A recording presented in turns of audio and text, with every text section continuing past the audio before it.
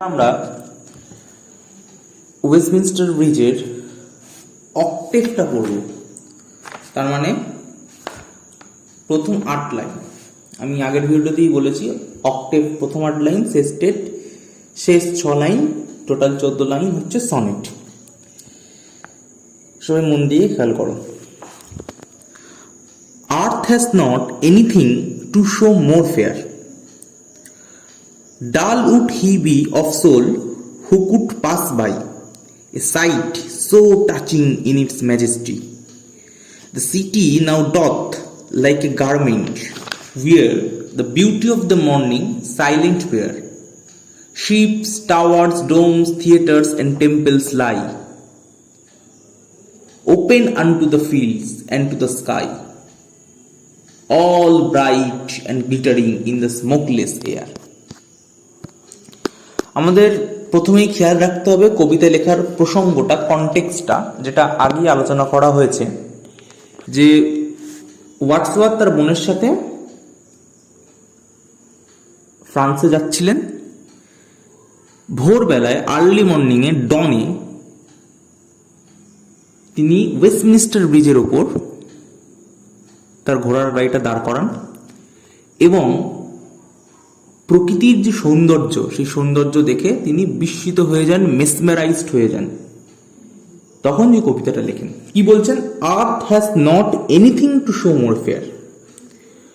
আর্থ মানে পৃথিবী, পৃথিবী, পৃথিবী হ্যাজ নট এনিথিং, আর কিছু নেই, টু শো মোর ফেয়ার, এর থেকে ভালো, ফেয়ার মানে কি? সুন্দর, এর থেকে ভালো কিছু দেখানোর, মানে ওয়েস্টমিনস্টার ব্রিজ থেকে লন্ডনের যে প্রাকৃতিক সৌন্দর্যটা কবি দেখছেন, এখানে কবি বলতে ন্যারেটর দেখছেন, তিনি বলছেন যে পৃথিবীর এর থেকে সুন্দর জিনিস দেখানোর মতো আর কিছু নেই। আর্থ হ্যাজ নট এনিথিং, পৃথিবীর আর কিছু নেই, আর কোনো কিছুই নেই, টু শো মোর ফেয়ার, এর থেকে সুন্দর কিছু দেখানোর। এখানে একটা ফিগার অফ স্পিচ ব্যবহার করা হয়েছে বা রেটোরিক্যাল ডিভাইস, যেটার নাম হচ্ছে হাইপারবোল, HYPERBOL। হাইপারবোল মানে হচ্ছে কোনো কিছুকে বাড়িয়ে বলা, এক্সাজারেট করা। এটা কি সম্ভব? পৃথিবীর এর থেকে সুন্দর আর কিছু দেখানোর নেই, এটা কি হয়? ওই ভোরবেলার লন্ডনের দৃশ্যটাই একমাত্র পৃথিবীর সব থেকে সুন্দর দৃশ্য, এটা তো হয় না। কিন্তু কবির মনটাকে বুঝতে হবে। সেই সময় কবি এতটাই বিস্মিত, এতটাই অভিহিত যে তিনি মনে করছেন ওই প্রাকৃতিক দৃশ্য থেকে সুন্দর আর কিছু দেখানোর নেই, তাই এখানে হাইপারবোল ইউজ করা হয়েছে। অত্যন্ত অভিভূত হয়ে কবি এই কথাটা বলেছেন। Dull would he be of soul who could pass by, pass by মানে কি? চলে যাওয়া, ইগনোর করা। বলছে ডাল মানে কি? নিরস, যা কিছু নেই, ডাল।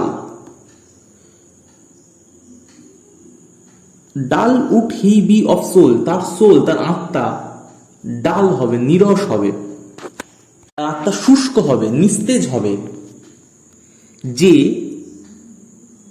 এই সুন্দর দৃশ্যটাকে ইগনোর করে চলে যাবে। মানে যে 2 মিনিটের জন্য দাঁড়িয়েও অন্তত দৃশ্যটাকে উপভোগ করবে না, অন্তত একবার দেখবে না, সে কি হবে? ডাল হবে, তার হৃদয়টা শুষ্ক হবে, নিরস হবে। A sight so touching in its majesty, sight মানে হচ্ছে দৃশ্য, SIGHT। বলছে একটা দৃশ্য যেটা অত্যন্ত টাচিং, মানে স্পর্শকাতর, স্পর্শ করে যায় মনকে। ইন ইটস ম্যাজেস্টি, ইটস বলতে নিজের, মানে এই সাইটটা নিজের ম্যাজেস্টিতে রয়েছে, মহিমায় রয়েছে। ম্যাজেস্টি মানে মহিমা।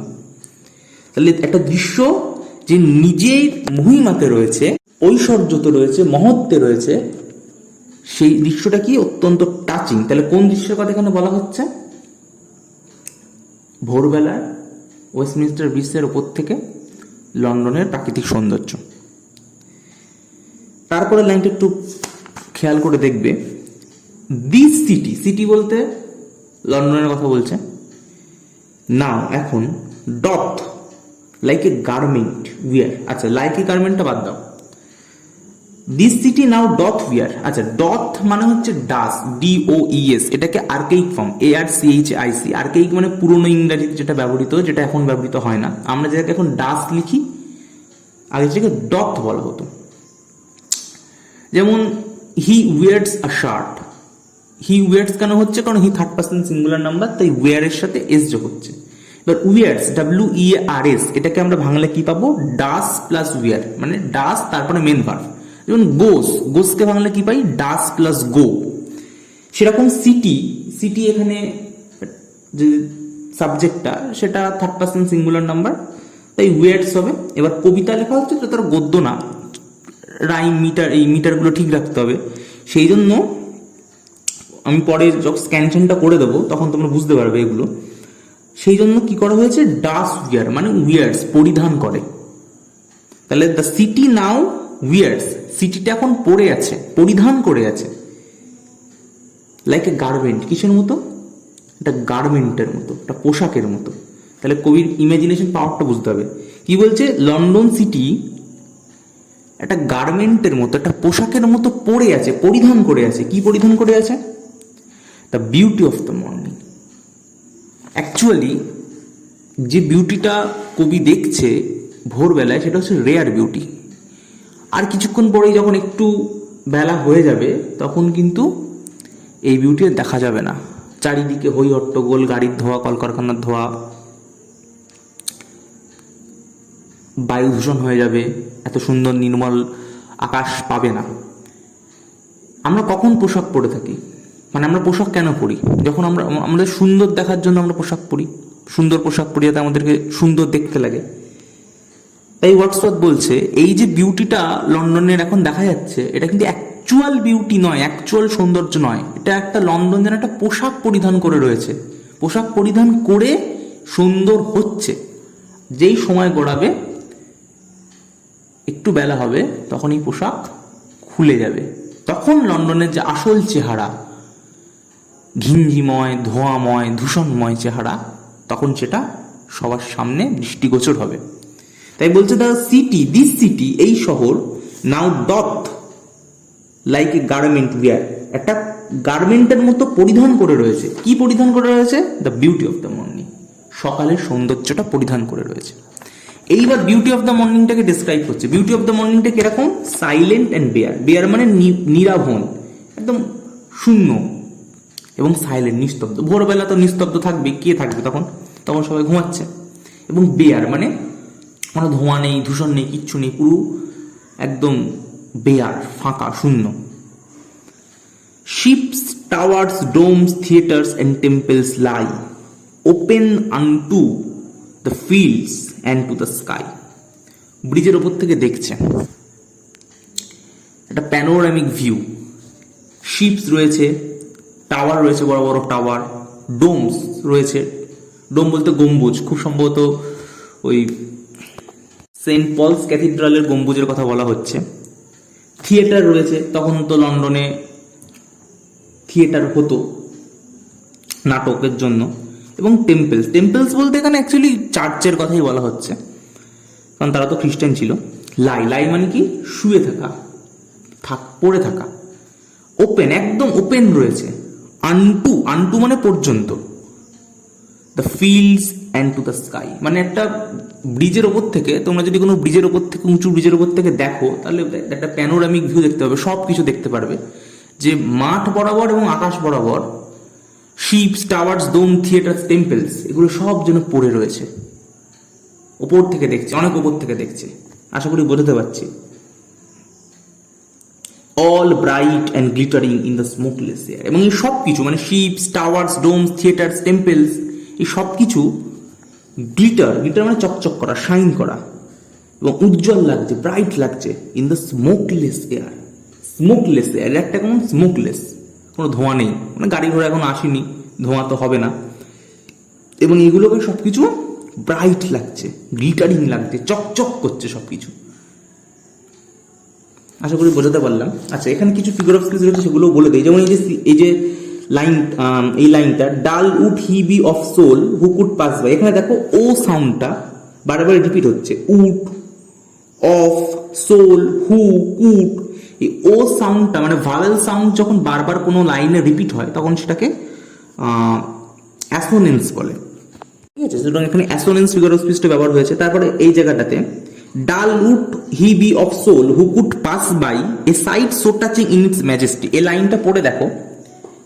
আচ্ছা, তার আগে ওপরের লাইনটা পড়ি। Earth has not anything to show more fair বলে আমরা এখানে থেমে যাচ্ছি, কিন্তু তারপরের লাইনটা dull would he be of soul who could pass by বলে থামলে চলবে না, কন্টিনিউ হচ্ছে লাইনটা।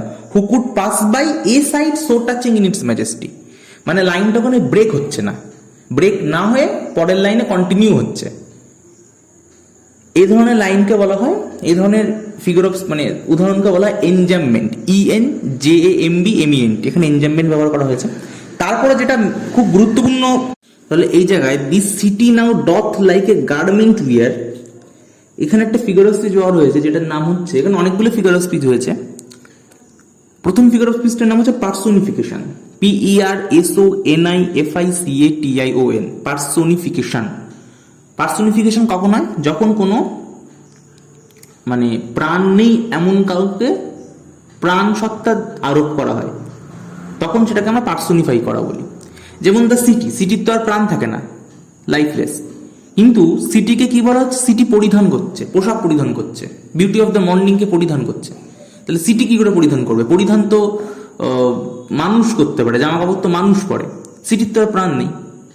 পশু পাখি, পশুরাও করতে পারে, তাদের না হয় প্রাণ আছে, কিন্তু সিটির তো আর প্রাণ নেই। তাহলে এখানে পার্সোনিফাই করা হয়েছে, যে জিনিসের প্রাণ নেই তার উপর মনুষ্য সত্তা আরোপ করাকে বলে পার্সোনিফিকেশন। এবং এখানে সিমিলিরও ব্যবহার করা হয়েছে, সিমিলি, SIMILIE। সিমিলি কখন হয়? যখন কোনো কিছুর সাথে কোনো কিছুর তুলনা করা হয়। যেমন তোমার মুখ চাঁদের আলোর মতো সুন্দর, মুখের সাথে চাঁদের আলোর তুলনা, সিমিলি। এখানে কি করছে? সিটির সাথে গার্মেন্টের তুলনা করা হচ্ছে। বলছে না শহরটা পোশাক পরিধান করে রয়েছে, তাহলে এখানে সিমিলি ইউজ করা হয়েছে। এই ফিগার অফ স্পিচ হয়েছে অক্টেভ পার্টে। আচ্ছা, অক্টেভ পার্টের রাইম স্কিমটা একটু দেখে নিই। আমি প্রথমেই বলেছিলাম আগের প্রথম ভিডিওতে যে সনেটের একটা নির্দিষ্ট রাইম স্কিম থাকে, অক্টেভের রাইম স্কিম হয় ABBA ABBA। এটা দেখো কিভাবে হচ্ছে। প্রত্যেকটা লাইনের শেষের ওয়ার্ডটা আমরা দেখব। ফেয়ার বাই ম্যাজেস্টি উইয়ার, তাহলে ফেয়ার এটাকে এ লেখো এর পাশে, বাই, ফেয়ারের সাথে বাই মিলছে না, তাহলে তার পাশে বি লেখো। আবার ম্যাজেস্টি, বাই ম্যাজেস্টি মিলে যাচ্ছে, বি লেখো। উইয়ার, উইয়ারের সাথে কার মিল? ফেয়ারের মিল, এ লেখো। তাহলে কি পেলাম? ABBA। তারপরে আবার বেয়ার, বেয়ারের সাথে কার মিল পাচ্ছ? ফেয়ার উইয়ার মিল পাচ্ছ, তাহলে আবার এ লেখো। লাই, লাইয়ের সাথে কার মিল? ম্যাজেস্টি বাই, ওগুলোর পাশে বি লিখেছিলাম, তাহলে এটার পাশে আবার বি লেখো। স্কাই, স্কাইয়ের সাথেও সেম, লাইয়ের মিল, ম্যাজেস্টির মিল, বাইয়ের মিল, বি লেখো। তারপরে এয়ার, এয়ারের সাথে বেয়ার, ফেয়ার, উইয়ারের মিল, তাহলে এ লেখো। তাহলে কি পেলাম? ABBA ABBA। এই ছিল আজকের ক্লাস। এরপরও যদি কারোর কোনো বুঝতে অসুবিধা হয় আমাকে কমেন্ট বক্সে জানাবে, আমি চেষ্টা করবো বুঝিয়ে দেওয়ার। আর ডেসক্রিপশন বক্সে আমাদের ক্লাস 11-এর জন্য টেলিগ্রামের লিঙ্ক দেওয়া রয়েছে, সেখানে জয়েন হয়ে যাবে। আমি